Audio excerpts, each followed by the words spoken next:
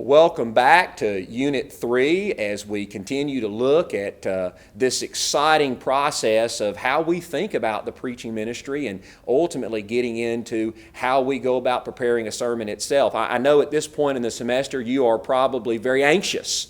In some ways you're thinking, let's get past all the front material and let's get to the how-to. And I think that's very important, and I would say certainly that's coming. But what we want to do in Unit 3 today, and there's a few reasons why, is we want to look at preaching in light of its history.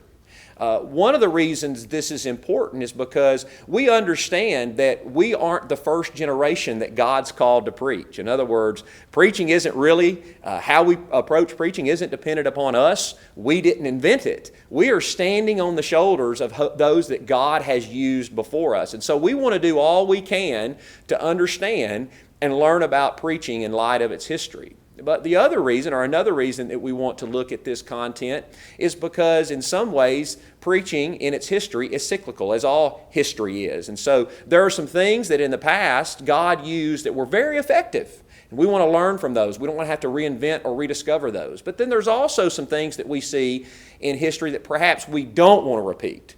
And again, there's an old saying, life's too short for you to make all the mistakes yourself. You need to learn from others' mistakes. And so we get the chance to do that as well. And then I believe there's a third reason why we want to look at the history of preaching.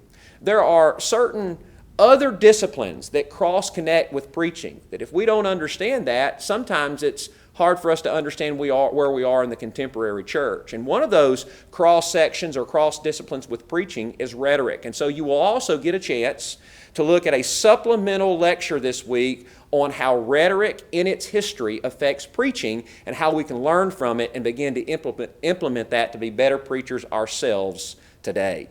Again, thank you for joining me, and I hope you enjoy this content and you find it helpful for your preaching ministry.